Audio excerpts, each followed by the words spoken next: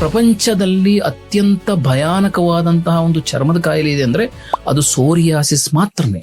Sir, first of all ಈ ಕಾಯಿಲೆ ಬಗ್ಗೆ ತುಂಬಾ ಜನ ಹೇಳ್ಕೊಳ್ಳೋದೇ ಇಲ್ವಲ್ಲ ಸರ್? ಒಬ್ಬ ಮನುಷ್ಯನಲ್ಲಿ ಶುರುವಾಗಬೇಕಾದ್ರೆ ಎಲ್ಲೋ ಒಂದ್ ಕಡೆ ತಲೆಯಲ್ಲೋ, ಕಾಲಲ್ಲೋ, ಕೈಯಲ್ಲೋ ಅಥವಾ ತೊಡೆ ಸಂಧಿಗಳಲ್ಲಿ ಎಲ್ಲೋ ಒಂದ್ ಕಡೆ ಚಿಕ್ಕದ ಕಾಣುತ್ತೆ.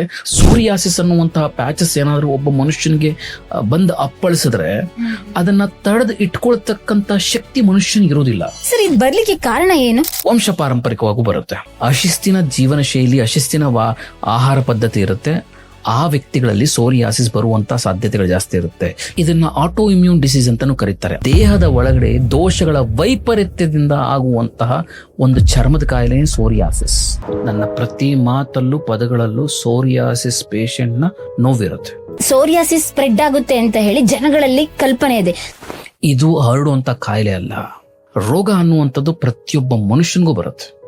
ದೇಹ ಅಂದ್ಮೇಲೆ ರೋಗ ಸಹಜ. ಯಾವ ವ್ಯಕ್ತಿಯಲ್ಲಿ 6 ತಿಂಗಳ ನಂತರನೂ ಕೂಡ ಡ್ಯಾಂಡ್ರಾಫ್ ತರ ಉದುರ್ತಾ ಇದೆ, ತಲೆಯ ಚರ್ಮದಲ್ಲಿ ಸಿಪ್ಪೆ ಸಿಪ್ಪೆ ತರ ಹೇಳ್ತಾ ಇದ್ರೆ ಇದು ಡ್ಯಾಂಡ್ರಾಫ್ ಅಲ್ಲ, ಇದು ಸ್ಕ್ಯಾಲ್ಪ್ ಸೋರಿಯಾಸಿಸ್.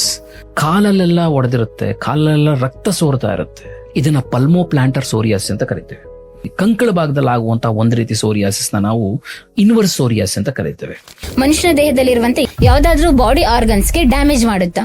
ಮೂಳೆಗೆ ಹೋದಾಗ ಇದು ಸೋರಿಯಾಟಿಕ್ ಆರ್ಥರೈಟಿಸ್ ಕನ್ವರ್ಟ್ ಆಗುತ್ತೆ. ಆದ್ರೆ ಆಯುರ್ವೇದದಲ್ಲಿ ಇದಕ್ಕೆ ಶಾಶ್ವತವಾದ ಪರಿಹಾರ ಇದೆ. ಅಂದ್ರೆ ಇದನ್ನ ಬೇರ್ ಸಮೇತನ ಕಿತ್ತಾಕ್ಬಹುದು. ರೆಗ್ಯುಲರ್ ಸ್ಮೋಕಿಂಗ್, ಡ್ರಿಂಕಿಂಗ್ ಅತ್ಯಂತ ಅಪಾಯಕಾರಿಯಾಗಿ ಸೋರಿಯಾಸಿಸ್ ಬದಲಾವಣೆ ಆಗುತ್ತೆ. ಹೋಮ್ ರೆಮಿಡೀಸ್ ಮಾಡ್ತಾರೆ. ಖಂಡಿತವಾಗ್ಲು ಹೋಮ್ ರೆಮಿಡಿ ಅನ್ನುವಂಥದ್ದೇ ತಪ್ಪು ನನ್ನ ಪ್ರಕಾರ. ತನ್ಗುನು ಸೋರಿಯಾಸಿಸ್ಗೂ ಏನ್ ಡಿಫ್ರೆನ್ಸ್? ತೊನ್ನು ಅನ್ನುವಂಥದ್ದು ವಿಟಿಲಿಗೋ ಒಂದು ಬಿಳಿ ಮಚ್ಚೆ ರೋಗ. ಸೋರಿಯಾಸಿಸ್ ಅನ್ನುವಂಥದ್ದು ಒಂದು ಕೆಂಪಾಗಿರ್ತಕ್ಕಂಥ ದಪ್ಪ ಪ್ಯಾಚ್. ಈ ಕಾಯಿಲೆ ಕಾಣುವಂಥದ್ದು ಹೊರಗಡೆ, ಆದ್ರೆ ನಾವು ಇದನ್ನ ಚಿಕಿತ್ಸೆ ಮಾಡಬೇಕಾಗಿರೋದು ದೇಹದ ಒಳಗಡೆ.